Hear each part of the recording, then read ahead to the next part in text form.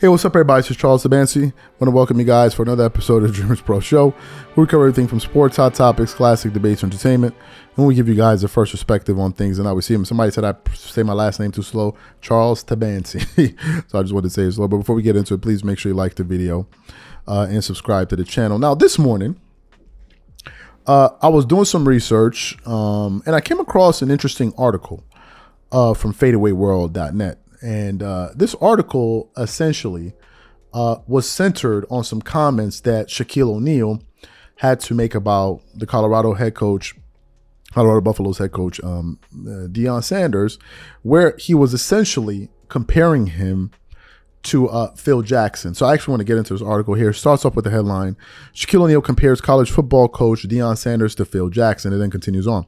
While it doesn't have much to do with the NBA, the University of Colorado football team and their head coach Deion Sanders have been dominating headlines recently, and the NBA world has been sucked into it. The prominent talking heads and media members talking about it. Shaquille O'Neal is the latest to give his take on Sanders and his program, interestingly comparing him to his former coach. When they were down 15, there was a camera that panned to Deion's face, and it reminded me of Phil Jackson. And I've always said, if the general doesn't panic, the troops don't panic, Shaq told TMZ. Shaq then went on to expand on the comparison, saying that he knows exactly what Deion Sanders players feel like. He said, I know exactly what what the players are going through, because when you're standing in front of someone that has an impressive resume and you're trying to get to the level he gets to, everything you say is golden. I felt that way when Phil Jackson first came to the Lakers. He also called Sanders the biggest coach in college football. O'Neal said, Deion right now is the best coach in college football. You heard it here first. Phil Jackson is the winningest coach in NBA history with 11 championships to his name, 3 of which were with Shaquille O'Neal and the Lakers. Shaq saying this is the highest praise he can give Deion Sanders, right? And then the article goes on to say a few other things. Shaquille O'Neal spoke about how he and Kobe never panicked because they had Phil Jackson. The article then continues on. Phil Jackson arrived in 1999, and the team immediately rattled off a three-peat, with O'Neal giving Jackson props for bringing the success to him and Bryant. Before Phil got there, me and Kobe, we got swept all the time. But when he came there and stepped in the locker room, we saw he didn't panic. So it taught us not to panic. We know that this guy knows what he's talking about. And then the article goes on to say a few other things there.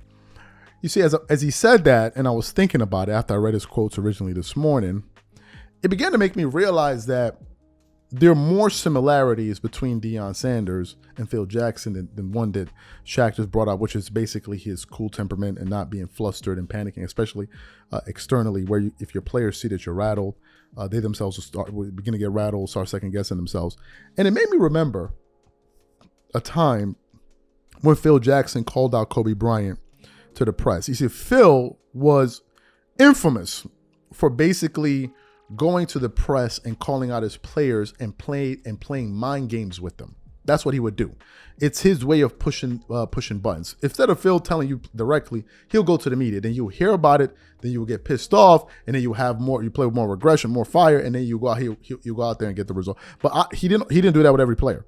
He handled different players differently. And then I went back to do some research, and I saw a clip of Phil Jackson doing this very thing, calling out Kobe Bryant publicly. And then it reminded me of an interview, not an interview, a press conference that Deion Sanders did just a day or two ago, where he was kind of giving information, talking to the press leading up to the game this Saturday, where he did the exact same thing to his offense and his defense and his special teams. And I was like, damn, it's pretty much the same guy. So what we want to do is I'm going to quickly play what Phil Jackson and Deion Sanders had to say about their players publicly, and then we're going to come back and continue out the show. Take a listen to this here. Well, it's a matter of focus. The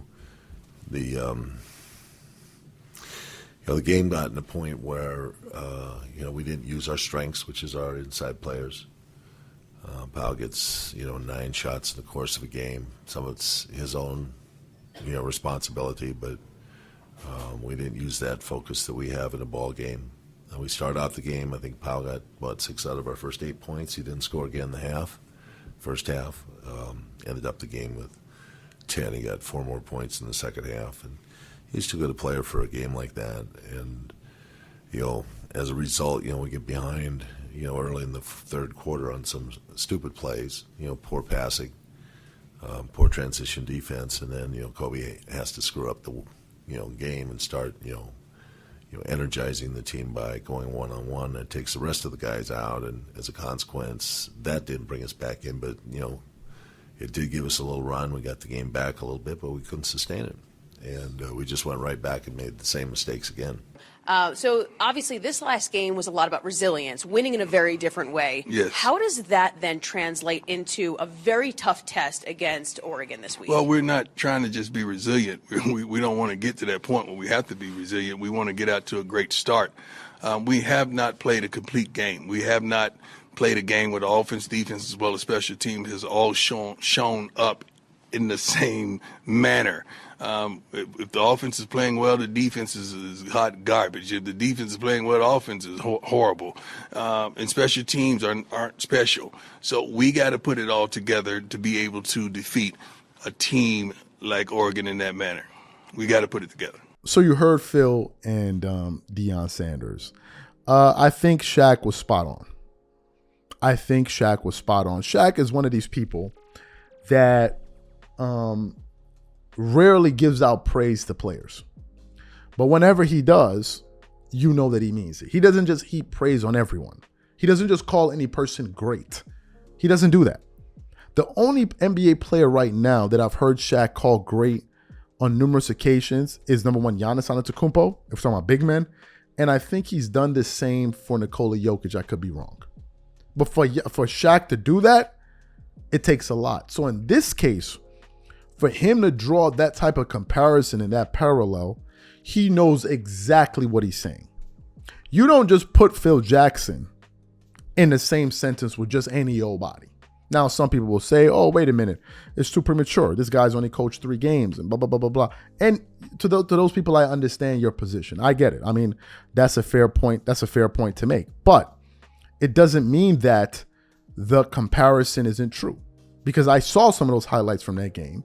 And in a moment like that, when you're down and you're in pressurized moments, especially going into overtime, and this is not like some NFL coach or something like this, although he's an NFL Hall of Famer and he's been in pressurized situations before, you could just tell that he had a common effect on his players. And if his players saw him crack, it would definitely affect them. Because again, these are very young men in college. We're not talking about guys that are playing in the NFL that are in their mid-20s, some guys in their mid-30s, early 30s, right? These are still young guys, and they're going to be looking up to him, not just for guidance in terms of X's and O's and things to do and schemes, all of these things they're doing on the field, but also from an emotional level. If we're going through some serious adversity here, if I look over at my head coach, I want to make sure that we're still all on the same page. But if he looks like the sky is falling on his face, then I'm going to start getting worried too. I'm going to start second guessing some of the things we're trying to run. That was one of the issues. For those of you who don't know, that's one of the issues that Shaquille O'Neal had with Stan Van Gundy. Stan Van Gundy, not Jeff Van Gundy. Stan Van Gundy, Jeff Van Gundy's brother. Stan Van Gundy, although they never coached him, he was then the head coach of Dwight Howard when he was playing for the Orlando Magic. He was always criticize him and call him the master of panic. Why? Because whenever something was going wrong in a basketball court, Stan Van Gundy would always let his feelings and emotions be known. He'll be pulling his hair. He'll be jumping up. You'll see him doing like this. He'll be panicking. And then his players will see that. And then they will probably react to what their coach is doing. But if you look at a Phil Jackson, go look at a Phil Jackson game when the Lakers were in trouble. Phil Jackson has the same expression from the beginning of the game to the end. He would just sit up there in his high chair with the straight face. Kobe can fly by and do a windmill. His facial expression ain't going to change. The team will get down 15 points. He ain't going to do a damn thing. And Phil Jackson is infamous for not calling timeouts when his team is in trouble. If anybody that follows the NBA, they'll know this.